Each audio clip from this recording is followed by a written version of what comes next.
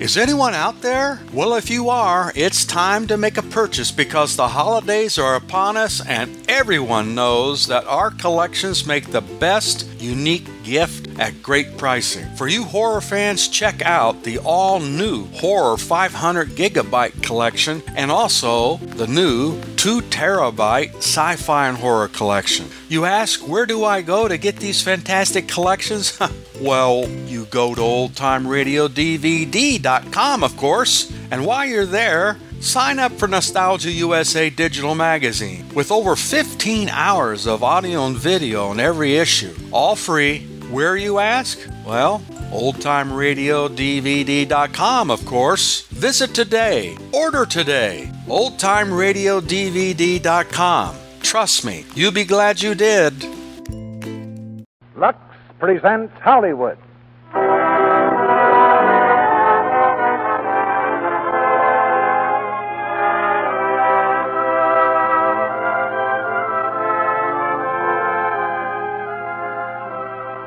The Lux Radio Theater brings you Merle Oberon in Lydia, with Edna May Oliver, Alan Marshall, Joseph Cotton, and George Reeves.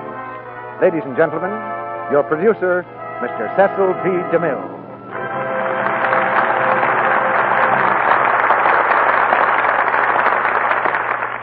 Greetings from Hollywood, ladies and gentlemen.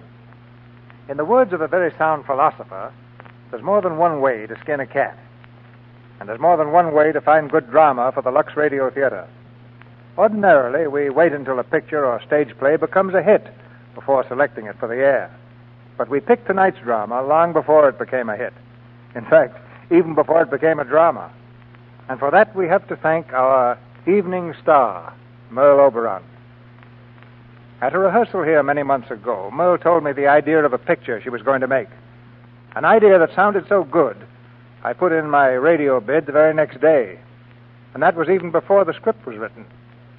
Under the practiced production hand of Alexander Korda, the idea became the screenplay Lydia, which has just been released nationally. It's already a hit on the screen, and that should be assurance it'll be a hit over your loudspeaker tonight, especially with Merle Oberon playing her original role, supported by 4 other members of the picture cast: Edna May Oliver, Alan Marshall, Joseph Cotton, and George Reeves. This is Miss Oliver's maiden voyage on this stage, and as one who gives a mental cheer every time she appears on the screen, I feel like giving her a 21-gun salute tonight. In this play, the lovely Lydia Macmillan makes her choice among 4 men who are in love with her. That might happen to any girl. What gives this story a new and original twist is that they all get together again, many years later, in a scene that's a bolt of dramatic lightning. Of course, one reason that makes Lydia a fitting play for the Lux Radio Theater is the fact that it's the story of a beautiful woman. And naturally, we believe that no story of a beautiful woman is quite complete without Lux toilet soap. Women are concerned with how they look from the age of 8 to, well, I suppose must be 80. And that gives the male half of the world a great deal to be thankful for. Fortunately, wherever women do care about their looks, our product is always at hand. But I reluctantly suspect that there may be 1 or 2 women left in this audience who haven't tried it yet. If those lonely ladies will let Lux toilet soap speak for itself, I'm sure they'll find it very eloquent and convincing. The curtain's going up now on the first act of Lydia, starring Merle Oberon as Lydia Macmillan, Edna May Oliver as Granny, Alan Marshall as Richard, Joseph Cotton as Michael, and George Reeves as Bob.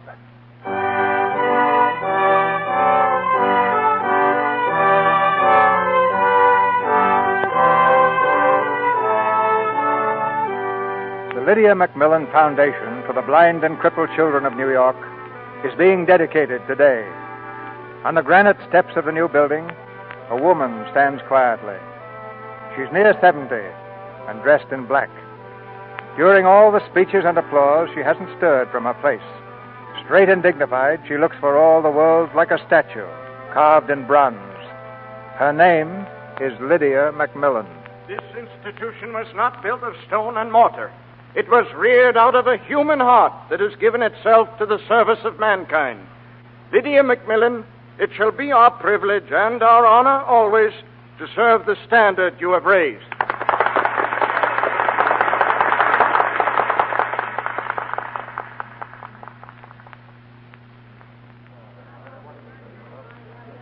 I'm sorry, sir, but you can't see Miss Macmillan now. But I'm an old friend. I'm sure that she... It's quite impossible. She can't see anybody. She'll be too tired. Tired? Who'll be too tired? Do you think a few silly speeches can wear me down? Well, sir, what do you want? How are you, Lydia? Congratulations, my dear. Well, blow me down. It's Michael Fitzpatrick. Yes. Golly, this is worse than the speeches. I'll have to sit down. Lydia, may I with all my heart and the rest of the world... Moses on the mountain, man. Are you going to give me another speech? Sit down. Trudy, this is an old beau of mine. Leave us alone, please. Oh, yes, Miss Lydia. You haven't changed a bit, Lydia. That's one reward of being a spinster. You don't change. You decompose, but you don't change. Spinster? You never married? No. Too much work. Not enough allure. Nonsense. There were 4 of us that I know of. 4? Bob 1, Frank 2, Richard 3. Well, what about me? Of course, Michael 4. Lydia, now that you've seen me, do you suppose it would start too much gossip if you and I were to meet now and then and hold hands a little with the past? I still like to set tongues a-wagging, Michael, but I'm busy till Wednesday. Call on me Wednesday and don't bring a chaperone. Remember Granny's cry, Michael. Once aboard the lugger and the gal is mine. Aboard the lugger Wednesday, then. Goodbye, Michael.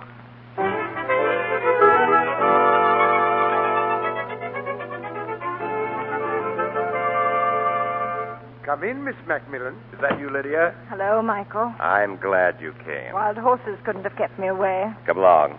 I've got a little surprise for you. Surprise? Michael, you have a devilish look in your eye. What is it? There you are. How are you, Lydia? Hello, Lydia. Well. Blow me down. May I present these 2 gentlemen? Bob 1 and Frank 2. Is this Central Park West or the land beyond the moon? I expected this to happen after I was dead. To turn a corner and find you all seated together on a cloud strumming hard. It was Michael's idea, Lydia. It's wonderful. I'm enchanted, providing you're all real and not ghosts. But what are you doing in a dinner jacket at this hour, Bob? Oh, I'm the manager of a nightclub, and I double in brass as bouncer. Bouncer? Yes, that's where my football training still comes in handy. You frighten me, Bob. You always did. The male rampant. The same vibrant, overpowering Lydia. Frank. Dear Frank. I can see you now as I always did, with every beat of my heart. I never missed one of your concerts, Frank, if I could help it. Yes, you always liked my music. I've always thought Lydia loved the sounds I made. They're the part of me she loved. Hey, no fair, Frank. No courting until after we've had some tea. Nonsense. I want to hear everything. Everything we thought about each other for 40 years. Go on, Frank. I've only had one thought, chiefly. Why didn't you marry me, Lydia? Or me, I've wondered that about myself a million times. You get a girl right up to the altar and she evaporates. Out of my life, too? Out of all our lives. Suddenly and forever. Was there a reason, Lydia? There was. What was the reason? I think we're old enough to be very honest. Well, that can mean only one thing. It was a man. Someone you loved. Yes. I'm surprised he isn't here. You mean Richard? Yes. I sent for him. He may still come. So there's still a missing ghost named Richard. I knew it. You're jealous. Never tell a man the truth until after 90. Oh, your tea, Lydia. Tea? Michael, I hate tea. You'll like this tea. There's a little grog in it. Ah, Granny's grog. Lovely. The first cup of tea you ever gave me was June the 30th, 1897. June the 30th, 1897. Oh, yes, I remember. It was the afternoon of my first ball.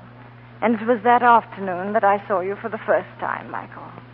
You were standing at the foot of the stairs in Granny's old house.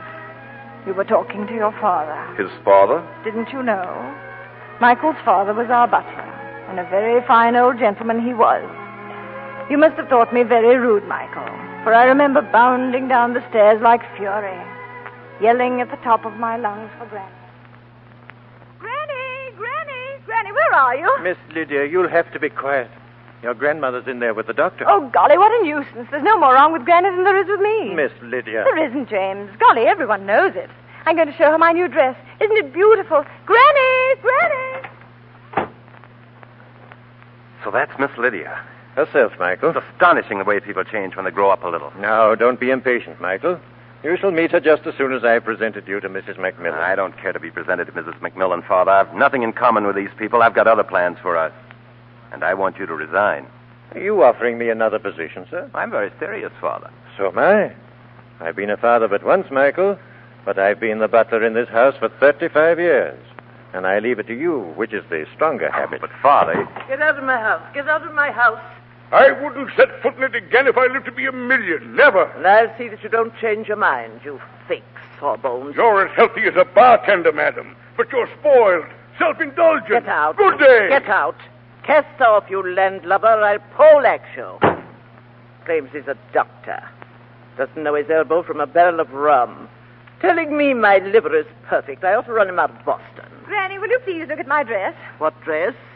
Are you trying to tell me that shameful thing you have on is a dress? But, Granny... You look as though you were ready for the bathtub. Upstairs with you. Put something on. Cover up those shoulders. Oh! There's nothing wrong with showing your shoulders. If I can't wear what other girls wear, I'll not go to the ball. I'll go to bed and stay there and never get up. Just lie there and die, killed by a nasty, cruel grandmother. Oh, you little idiot. If you start crying, I'll break. Don't flatter yourself. Nobody's going to cry. Good. Now go sit down. Now, James, who is this young man and what does he want? May I be permitted, ma'am, to present my son, Dr. Michael Fitzpatrick? A doctor, eh? I just get rid of one and another descends on me. I've spent 37 years of my life trying to get a little relief from a liver. Oh, there's the pain again. Right there. May I see your tongue, ma'am? What for? Please. I may be able to tell something while you're having your seizure. A lot of good that will do. Say, ah. Huh? Oh. See anything? Now, relax, please. Well? Very obvious. What is? Gastroenteritis. Acute. I have that? Definitely. Well. First medical I've met who makes sense. Gastroenteritis, eh? Acute. Well, I know where I got it, too. The sea. Swallowed tons of seawater in my youth. Ate out my liver. That's what killed Captain McMillan, my husband. Where's Lydia? Lydia, come here. I want you to meet our new family physician. What's the name again? Michael Fitzpatrick, ma'am. Oh, yes. James's son. As fine a father as a man ever had. James, I want something to eat. I have the tea ready, ma'am. Tea? I hate tea. With a chaser of grog, ma'am. Ah, that's better. Well, Granny, what about my dress? May I go to the ball or do I go to bed? Go on. Go to the ball in that mermaid suit. You wouldn't have dared wear it in my youth. But men have changed. Their blood has cooled. Once aboard the lugger and the gal is mine. You don't hear that anymore. Well, come on, James. Come along, man. Yes, ma'am. Yes, ma'am. I want some of that pâté de foie gras that gave me the pain yesterday. I feel so much better today that I don't think it'll do me any harm. Golly, she had me upset a while. The old pirate. That's all she is. Nothing but an old pirate. But I love her. I really do. Oh, Dr. Fitzpatrick. Yes, Miss Lydia. Do you think $10 is a lot of money? Well, You dance, Doctor? Yes. Oh, how nice. Here's your ticket. What ticket? To the ball. You must come even if you can't dance. $10, please. $10. For the ticket. Oh, of course. Well, let's see. Now, 1, 2... 2. 4. 4 and 5 is 9. 9. Golly, but you have a lot of money, haven't you? Yes. I'll take the rest and change. Yes. There you are. 10. Thank you. Now, you must stay and have a cup of tea. Granny, Dr. Fitzpatrick is staying for tea.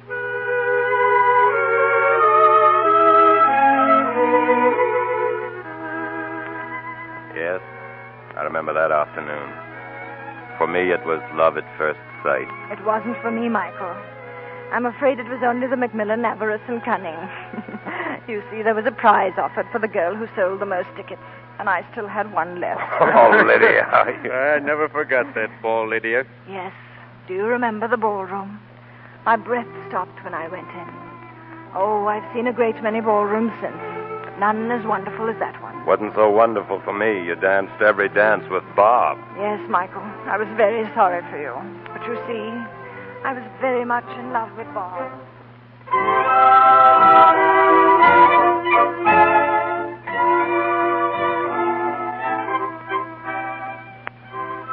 Isn't this wonderful, Bob, darling?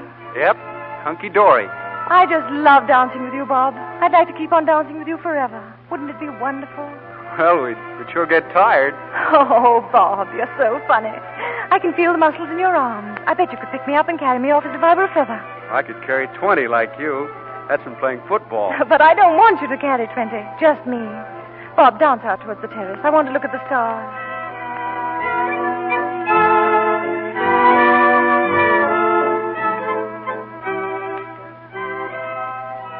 The night is perfect, isn't it? Uh-huh. I didn't know there was so much happiness in the whole world, and it'll never go away, Bob. It will always be like this. Moonlit nights and gardens. Do you love me madly, Bob? Do your fingertips buzz like mine? Oh, Bob, Bob, look how beautiful the sky is. Millions and millions of stars, like the poem. The night has 1,000 eyes and the day but one. Yet the light of the bright world dies with the dying sun. The mind has 1,000 eyes and the heart but one. Yet the light of a whole life dies when love is done. Yep.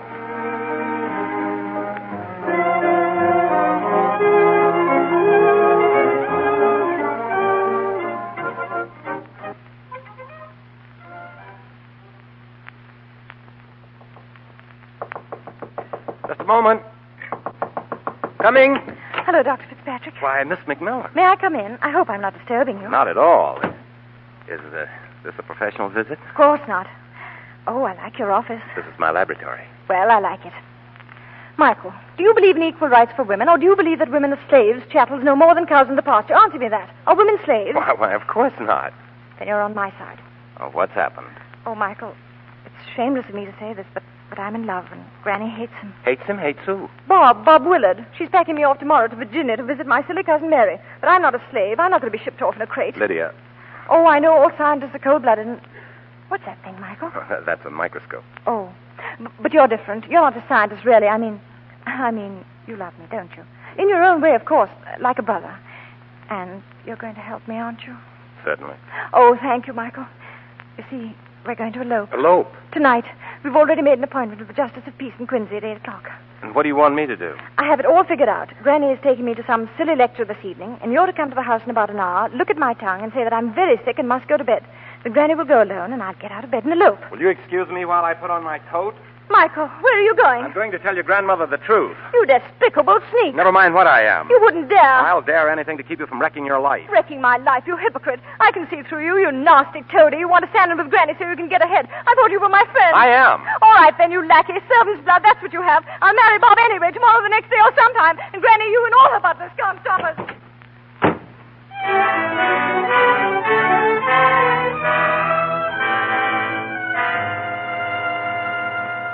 Young lady, explain yourself. Where have you been?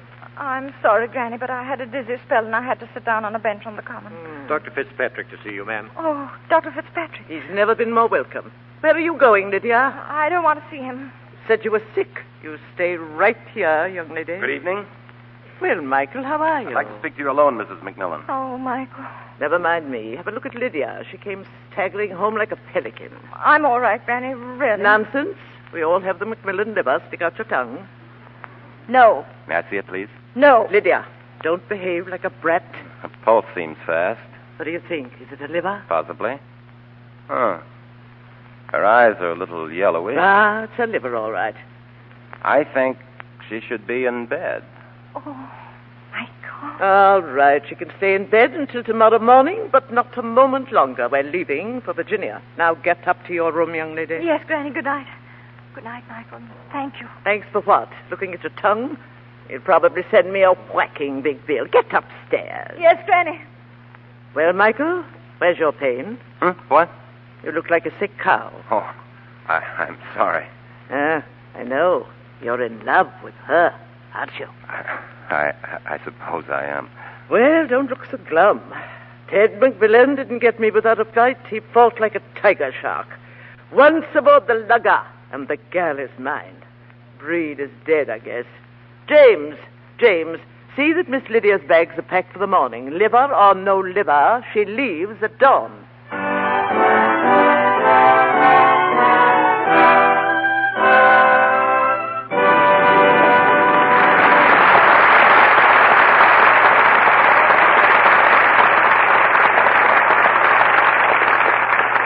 just a few minutes, Mr. DeMille and our stars, Merle Oberon, Edna May Oliver, Alan Marshall, Joseph Cotton, and George Reeves, will bring us Act Two of Lydia. And now your attention, please, for a special message. Lux Toilet Soap announces a 1-cent sale. Now, for the first time, and a limited time, you get a cake of Lux Toilet Soap for 1 cent when you buy 3 cakes at the regular price. Only hurry, ladies, hurry. This amazing offer won't last long. Don't miss out on this unbeatable beauty bargain. Those of you who use Lux Toilet Soap regularly know it is a real beauty bargain any time you buy it. For Lux Soap is a wonderful aid in keeping complexions soft and smooth, appealingly lovely. It's the gentle white soap 9 out of 10 Hollywood screen stars use. They've found they can depend on its creamy, rich, active lather to care for their precious complexions.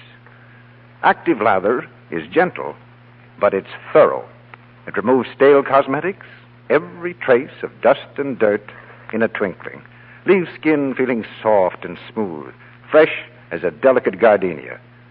You want the charm of a lovely, appealing complexion? Now's the time to try Lux Toilet Soap and see how well Hollywood's beauty soap works for you. All this makes Lux Toilet Soap seem like a real luxury, doesn't it? Well, Lux Soap is a luxury, but it costs so little it's thrifty to buy. Thrifty to use, too, because it lasts and lasts. And now it's a greater bargain than ever. So hurry, hurry. Stock up on Lux Toilet Soap now, while the special 1-cent sale is on. Now, our producer, Mr. DeMille. Act Two of Lydia, starring Merle Oberon as Lydia Macmillan, Edna May Oliver as Granny, Alan Marshall as Richard, Joseph Cotton as Michael, and George Reeves as Bob.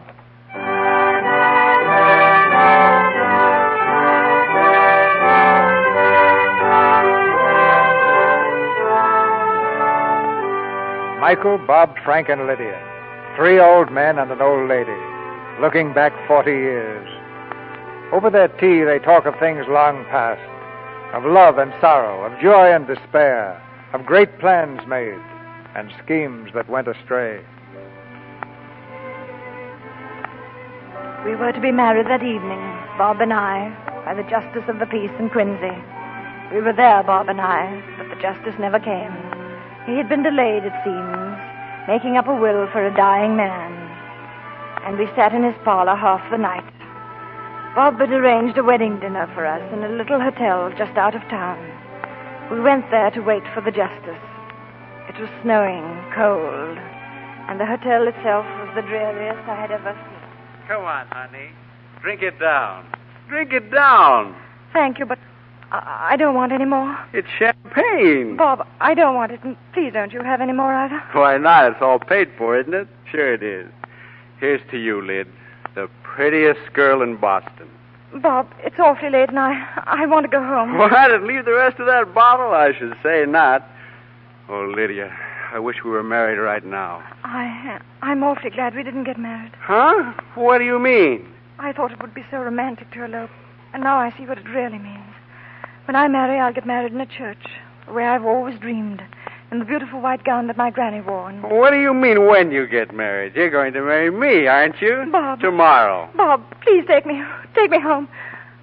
What do you want to go home for? Bob, let me go. You're having fun, aren't you? I want to go home. Bob, you're hurting me. You know I love you, don't you? And you love me, too. Bob. So why not be happy, huh? Let me go. Let me go. What's the matter with you? Hey, come back.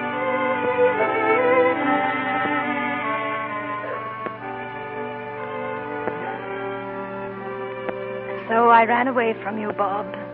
Out of the hotel into the snow. You're blushing, Bob. I didn't mean to hurt your feelings. I've been repenting that night for 40 years, treating a girl like that. A girl who loved me. Nonsense. It wasn't love. But if a man hadn't died that night in Quincy, I would have married you, Bob, and ended up running a nightclub.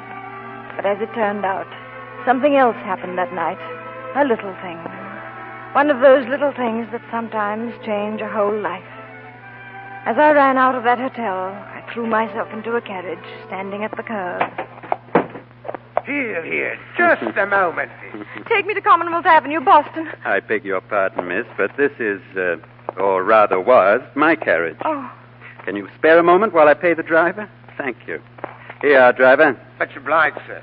Beauty in distress, driver. Beauty in distress.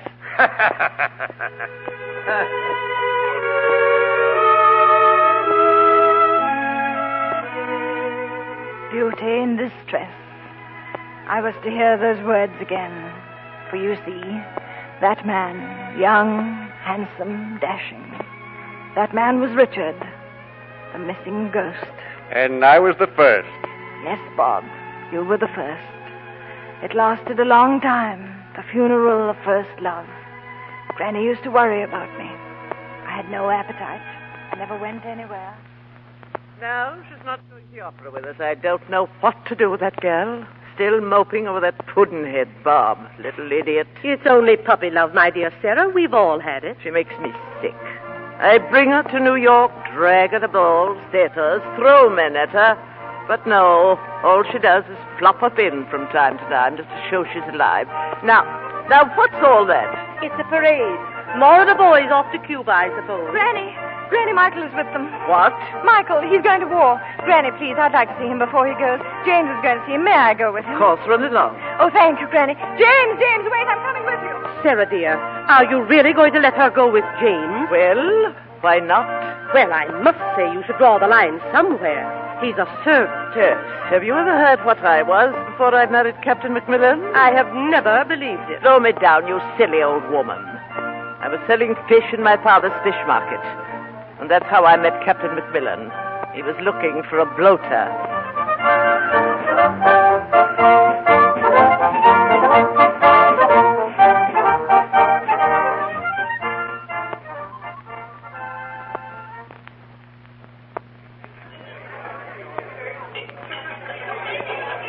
Oh, Michael, I've eaten so much, and I've never been happier in all my life. My last prescription for you before I leave for the war is a steak every evening, baked potatoes, and a stein of beer.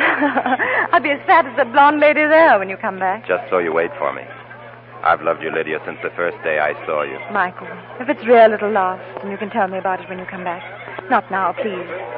And while you're away, I'll grow up, Michael. I've been sitting on a shelf all my life like a little china doll, but that's over. Well. Hello. Oh. Haven't we met before? Of course, Beauty in Distress, remember? Quincy House, Quincy, Massachusetts, last December. I never forget a face, especially a pretty one. Listen, if you think you Michael, please. Don't worry, old man. No offense intended. Well, miss, I'm glad to see you looking more cheerful. And you're the fellow who caused the disturbance, I take it. I can always tell what a woman is crying about. For 2 pins, I'd knock your block off. Haven't got 2 pins, old man. Goodbye, Beauty in Distress. Michael, we'd better go. You're supposed to be at the pier.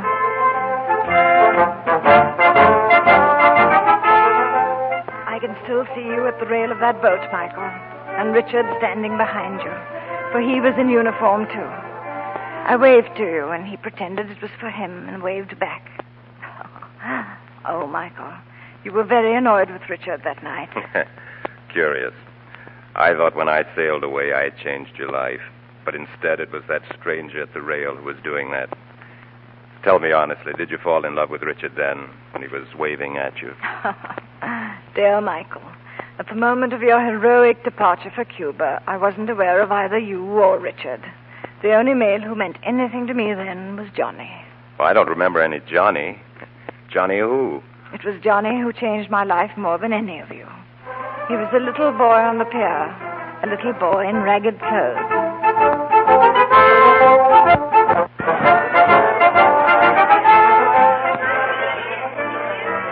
Please, somebody tell me, will you? Are them guys Marines or just sailors? They're Marines. Have they got guns and everything? Oh, yes. Here, I'll hold you up. Is that better? Yeah, I can hear them better. What do they look like? Are they big? I can't hold you any higher. Can't you see them? No, ma'am. I'm blind. Oh, blind. Oh, yes. Yes, they're very big. They have red and blue uniforms on. Red and blue? Gee, I don't know what red and blue is. Well, red is like... It's like the sound of those big horns. Yeah? What's blue? Blue is... It's like... Don't you think I'd better take you home?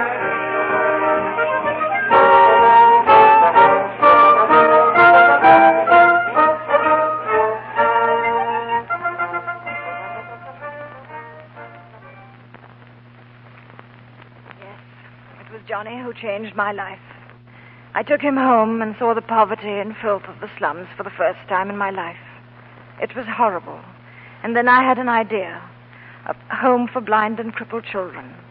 It was only a few small rooms at first, hidden away in the midst of the tenement district. But it was a start. The children seemed to be happy there, and I know that I was.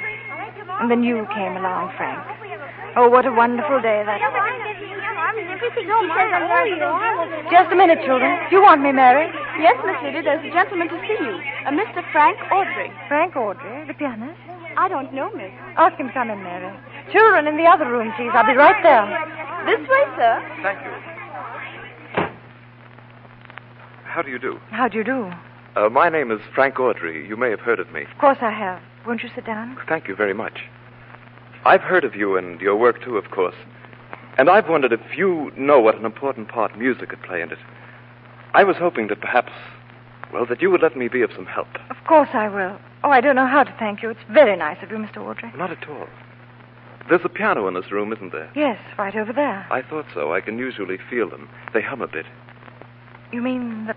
Yes, I've asked the papers not to mention it, but like your children, I am blind, too. I can barely distinguish light from darkness. I never knew. Now, my specialty as a teacher of the blind would be music. But not music as such. I would try to teach them form and color. I think I can provide a picture book for their ears. For instance, we could have a class. I've heard them bubble out in the sky at night like water in the spring. They're blue, like this.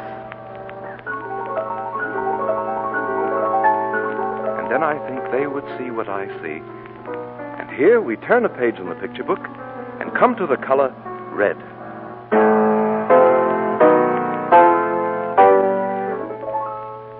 You recognize it? It's the sun going down. Very impressive and instructive, I think. And much more fun than playing Chopin to people who can see everything but Chopin. Well, then we could have a class in what Miss Macmillan looks like. Do you mind if I describe you without restrictions? Young, emotional, very lovely. It's much too lovely for me. No, this is the way I see you. This is the way you are.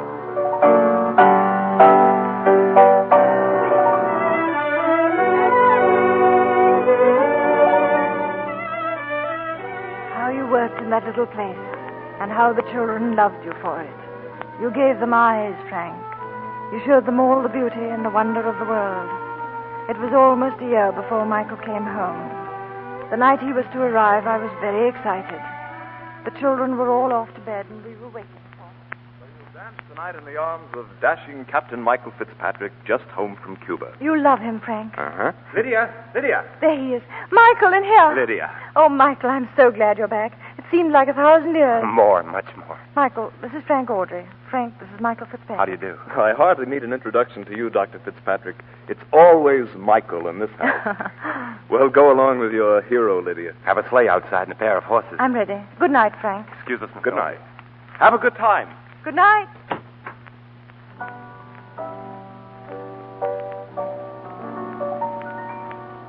Hello. Well, and who's that? It's me, Ruthie. I want a drink of water. Oh, Ruthie. I understand your eyes are getting better. Uh-huh. Did you see Miss Lydia tonight? Uh-huh. She was awful pretty. Tell me, what does she look like? Is she dark or fair? Well, she has dark hair. And her eyes, what color are they? Blue. Blue. Yes, blue like the sea. And did you see the man who was here, Dr. Fitzpatrick? Uh-huh. What did he look like? Oh, he's tall and very handsome. Oh. Good night, Ruthie. Up to bed. Good night. Blue eyes and dark.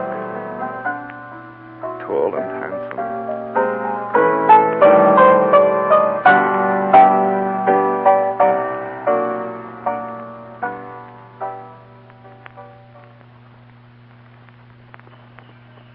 Hurry, Michael. We'll never get to that dawn. Lydia, I was thinking. That fellow loves you, too. Who? Frank Audrey. Oh, Michael, you're mad. He loves you. I could tell. Michael, I've done a giddy lot of growing up while you were away, and I've almost made up my mind. Against me? Against marriage. I have my work to do. So much work that a lifetime isn't enough to do it. That doesn't worry me at all. It's a pre-marriage phase that all women go through these days. Then you understand, I remain a spinster. And as far as I can see, I'll be one when I'm 90. Well, that will involve me in one of the longest courtships on record. Move over there! Look, Michael, that sleigh's trying to pass us. Don't let him. No one's going to pass us tonight. This is our night. If you want to race, why don't you get going? Hurry, Michael. Hold on. Come on, you turtles. Giddy up, you feel mice. That's better. That's better. Keep that wind.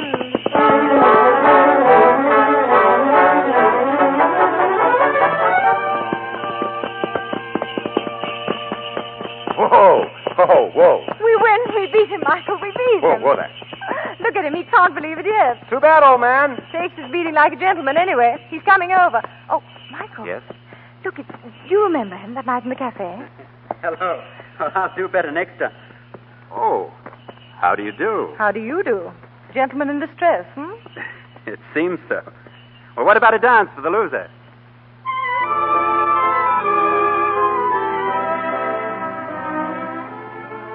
I gave Richard his dance, and he wanted more. He was like that. And then, toward the end of the evening, we danced out of the room into the darkness. It was then that he kissed me. Well. It seems as though there are fellows in the world as bad as I am. Yes, Bob. He was worse. He was as bad and wicked and marvelous as they come. Oh. Did you ever see him again, this devil on wheels? Oh, many times. What are you laughing about? It's quite wonderful. You all knew me so well, and even loved me. And yet you never knew me at all. It wasn't I you loved, but an impostor, an illusion. Well, that's not true, Lydia. You were very real. Oh, no. There was only one real me. And she lived only a little while in Macmillan Port. You remember it, Michael? Yes, of course. It was an island off the coast. My grandfather had settled it. He built ships there and sailed them around the Horn. I was born there. I was born there twice, and I died there once. Anyway, we went there, Richard and I, out of Boston in a little boat. There was a wind tearing across the bay and an ugly sea running. But Richard sat there at the tiller like the sailor that he was, grinning into the icy wind, looking as pleased as a little boy on a sled. We were wet and half frozen when we arrived.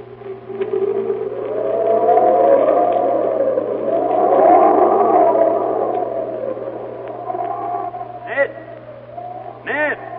Now where's that weather-beaten tar? Tying up the boat. Wasn't he surprised to see us, though? Dear old Ned. Well, get the stove going. I want steak, potatoes, and a wash tub full of hot coffee. Oh, Richard, you were marvelous beating into that gale. You look like a Viking. I am a Viking. And I wish I had some dry socks. Come over here. Richard, you'll have to lose that habit of addressing me as though I were a gang of stevedores. Come over here, I said. Well, you were all right in the yawl. You didn't squeal once. I was terrified. I knew it. That's why it was fun. You admire me very much, don't you, Richard? Yes, you'll do in any wind. Come here, you stonebed. Richard, Ned will be coming. Let him. I want to laugh. Then laugh. Oh, darling, darling, you're wet and icy and half frozen. No, I'm not. Oh, you're not. The sea and the wind are inside you, but they're warm. Oh, Richard.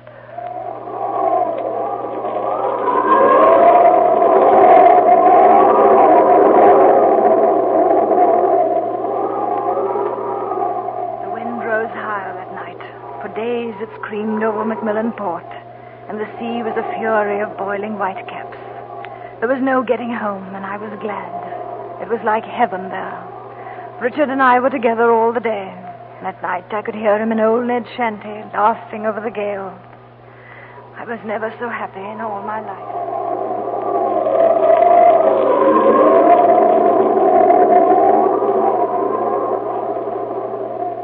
Richard, what are you looking for? A book? I feel like reading a poem. Oh, I'd love that. The Macmillans don't seem to have been very lyrical. Darling. Darling, I'm so idiotically happy I can't think. This must be different from what love usually is, don't you think? Yes. In what way? Tell me. Because it's you and I. Because we got the same storm beating in our blood. We're like the upper and lower jaws of a wolf. We came together in the same fight, and we know the same taste. Look at you. You drive me crazy. You tear my heart out with your eyes. Stop it. No. Stop it. I want to read a poem. Why? Because I want to hear somebody beside myself moaning and howling with love. Oh, my darling, darling. Are there other people? Is there a world somewhere? I don't know where I am. All I know is that you're going to kiss me, Richard.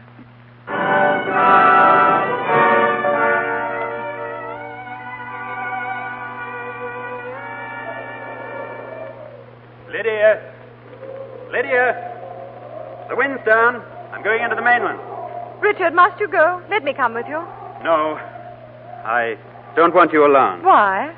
Because I want you to stay here. But, darling, you'll be gone ages. No, I'll be back in 6 hours if the breeze holds. Please stay here, won't you? Very well, if you don't want me. I want you forever and ever. You do? Till I die, I'll always want you every minute. Oh, I'm such a fool. When you say that, my knees melt. They really melt. Is old Ned going with you? Of course, he's on board now. Richard, I won't live until you come back. I won't be really gone. I'll always be here. If you get lonely, just look in any of these corners and you'll see me standing there. Just like this. Darling.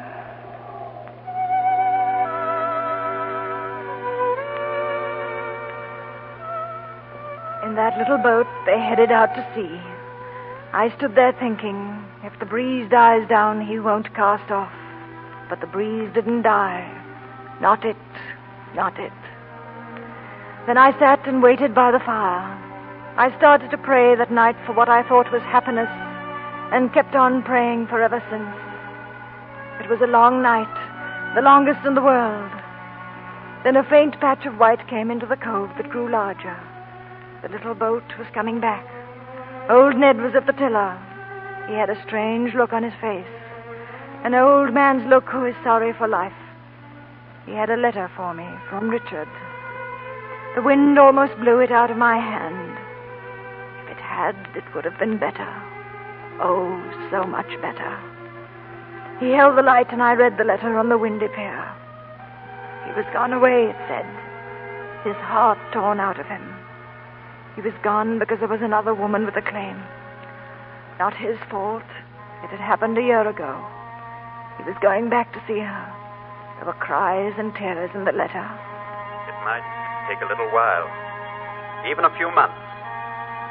I enclose a ring, my mother's wedding ring, and I'll send you another every month. Believe me. Trust me. Wait for me. My heart's in Macmillan Port, and I'll come back for it. Forgive me for the way I am going. Forgive him.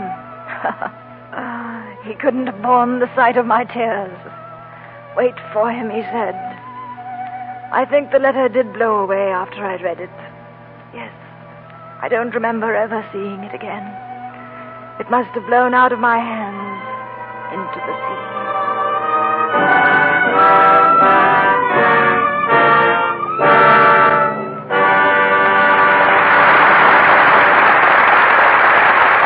We pause now for station identification. This is the Columbia Broadcasting System.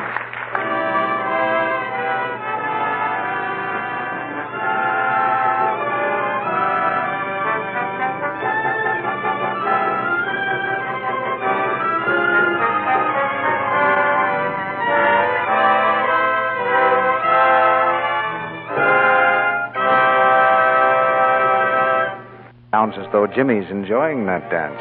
And no wonder, for Jane's the kind of a girl that men like to be near. She's pretty, really charming. And part of her charm is that flower-fresh look she always has.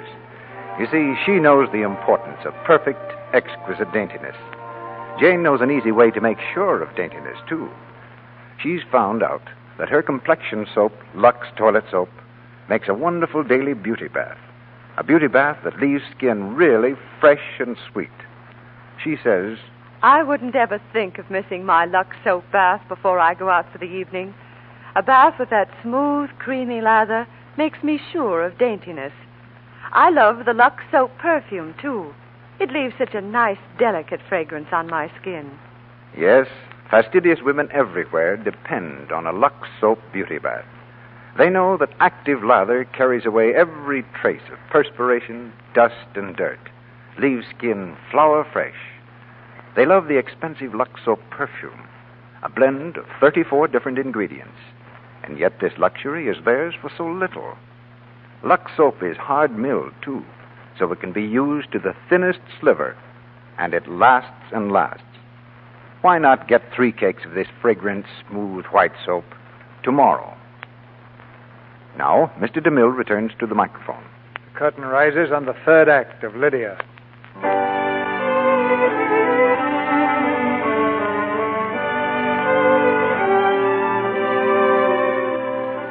To her 3 old friends of the past, Lydia has opened her heart wide. In her story, she's shown them a girl they never really knew, the girl she used to be. That letter from Richard, was that the end? Didn't you ever hear from him again? Not for some time. I waited as he had suggested, only a little more desperately than he thought. And then at last a letter came to Boston. It was a nice letter, the kind one gets once in a lifetime. It contained 3 more rings, and it said he loved me. I remember the words to this day. I adore you. I worship you. I dream of you every hour. I'll be with you again on New Year's Eve at the Church of the Little Heart, the one you always talked about. We'll be married on New Year's Eve while the bells peal. Be there at midnight. I love you. New Year's Eve came at last. In a flurry of excitement, I was packing my bag to go to New York. Granny was with me. Well, young lady, I'm still waiting to hear. To hear what, Granny? Oh, you Jezebel, stop taunting me. What's he like? I'll bring him back from the church, and you can see with your own eyes. He's a sailor, eh? Yes. Well, that's very pretty, I must say. My granddaughter running off to marry a sailor I've never seen. A low, deck-swabbing rotter in a knitted cap, and a scoundrel to boot. All of that? Some red-faced liar with a wife in every port. All of that? I can just see him now, heaving from side to side when he walks like a pelican. And you love this monster? Yes, Granny. And he loves you? Oh, yes. Are you going to love him for always? Till I die. Even if he turns out to be a scoundrel and a dog? Whatever he turns out, I shall love him for always, just as I do tonight.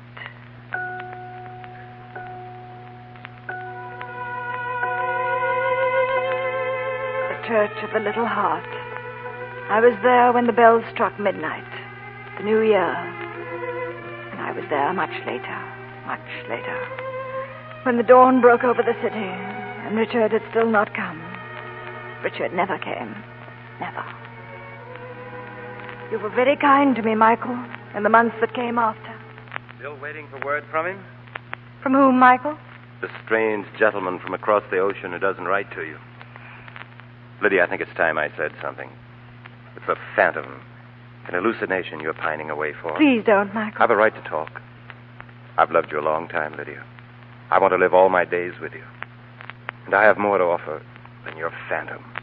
I can offer you a home, children, and my love. Yes, I know. I love you, Lydia. You'll always love me. You know I will.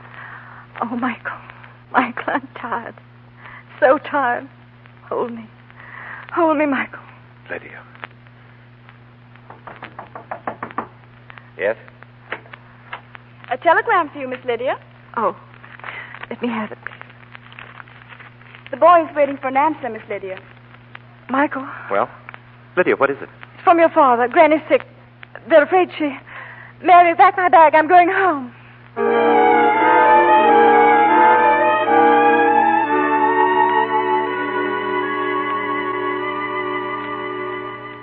How is she?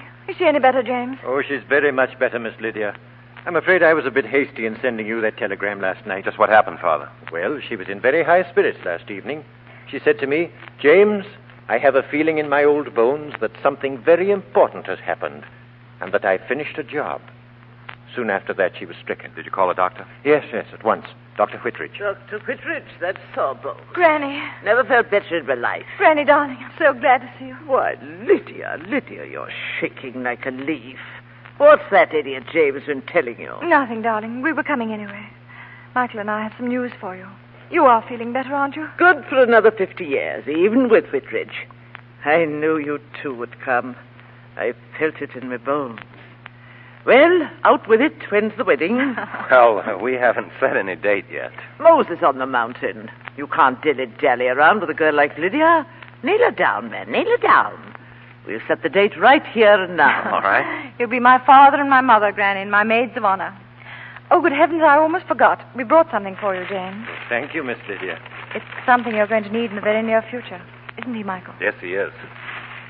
My first white waistcoat. To wear at the wedding, James.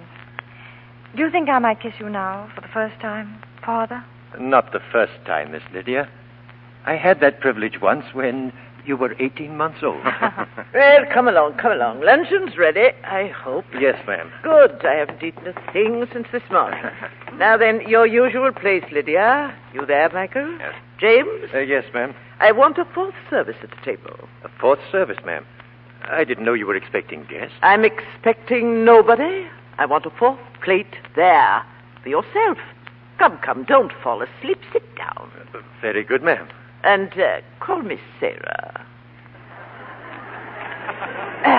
Maggie, bring another service. No soup for James. He hates it. It's very kind of you to remember, ma'am. I asked you to call me Sarah. Thank you, Sarah. It's better. And unless you're very cold, James, I would suggest you remove your gloves at the table. Oh, yes, of course. Oh, I beg your pardon, ma'am. Now we're all here as we should be. I waited for this moment a long time. The ship all trim, the topsails bellying out, and a good man at the helm. You, Michael. No fancy pirate with his whiskers in the wind, but a good man. Maggie, by coming into port, fetch some grog. We're coming into port, and we're going to drink to the health and happiness of our new captain, Michael Fitzpatrick. Michael... Granny! Catch your father. Oh, Granny!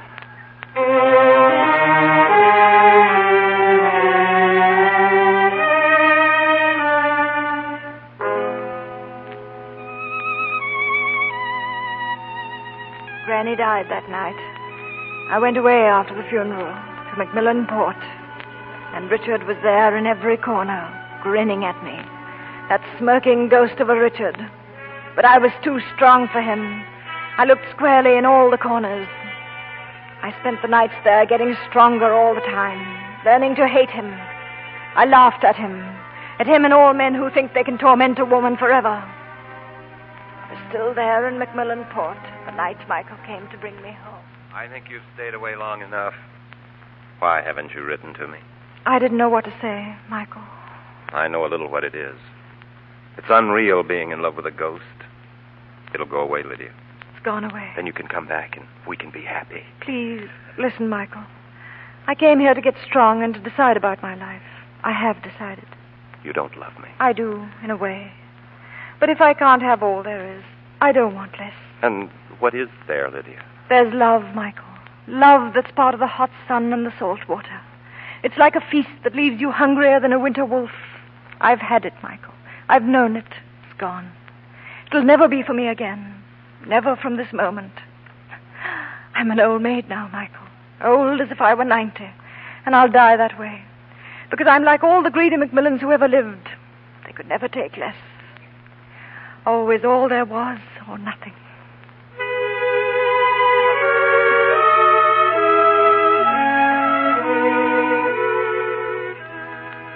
There's the story.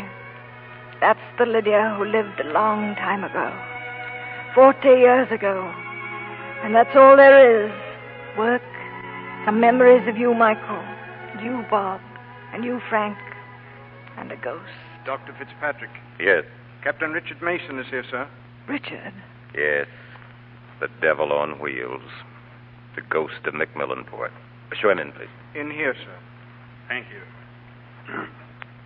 Dr. Fitzpatrick? Yes. I got a wire from you. Don't know you, but decided to come anyway. What's this reunion all about? Richard.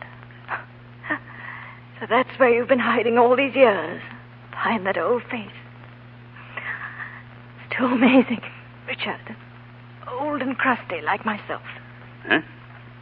Don't you recognize her, Captain? No, I'm afraid I don't. What's the lady's name? My name? It doesn't matter, Captain.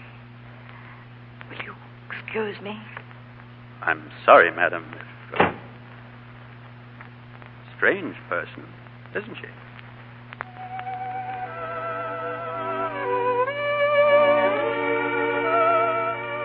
Lydia.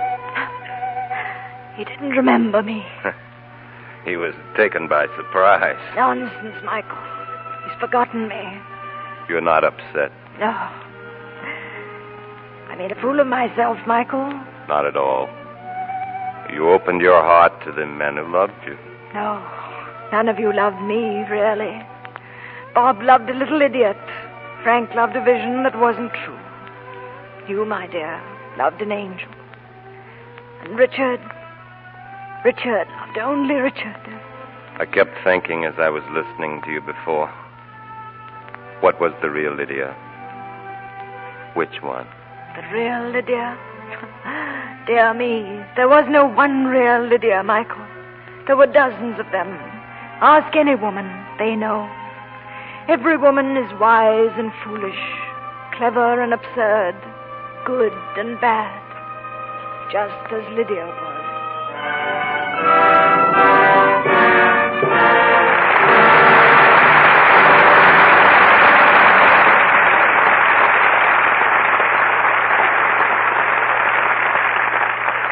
Your applause rings down the curtain on Lydia, and some acting we won't soon forget. 4 great troopers return to the microphone now. Merle Oberon, Edna May Oliver, Alan Marshall, and Joseph Cotton. Thank you, Mr. DeMille.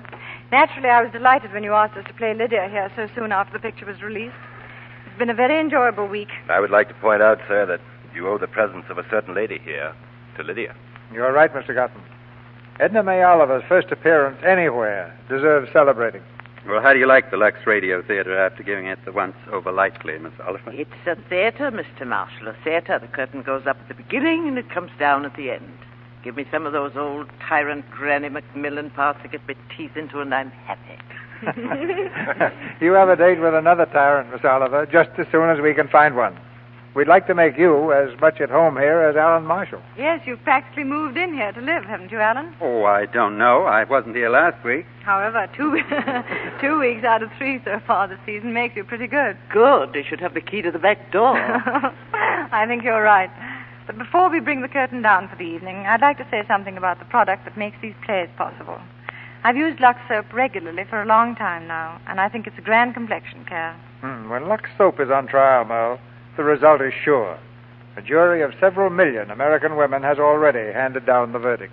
What play are you casting for next week, Mr. DeMille? That's a delightful comedy called Third Finger, Left Hand. And I really don't need to tell you more than the names of our stars, William Powell and Myrna Loy. The play is adapted from the Metro-Goldwyn-Mayer picture success. You'll hear Myrna Loy as a businesswoman who invents a husband for reasons of her own. When Bill Powell turns up claiming to be the husband, you can imagine Myrna's embarrassment and get a faint idea of the fun there'll be here next Monday night. Any comedy with Bill Powell and Myrna Loy is a must for me, Mr. DeMille. I'll be listening. Good night. Good night. Good night. Good night. We have a standing order for players like you four.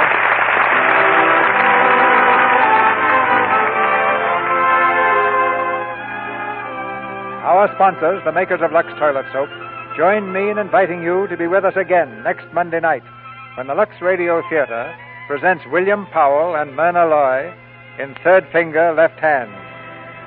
This is Cecil B. DeMille saying good night to you from Hollywood. Here is important news for those of you who live in communities not operating on daylight saving time. If you live in a community which does not operate on daylight saving time, You will hear this program beginning next Monday night, 1 hour later than heretofore. Alan Marshall appeared tonight through the courtesy of David O. Selznick Productions, Joseph Cotton through the courtesy of RKO, and George Reeves through the courtesy of 20th Century Fox. Heard in tonight's play were Jeff Corey as Frank, Bruce Payne as James, and Dix Davis, Barbara Jean Wong, Verna Felton, Thomas Mills, Una White, Stanley Farrar, and Ferdinand Munier. Our music was directed by Louis Silvers, and your announcer has been Melville Ruick. This is the Columbia Broadcasting System.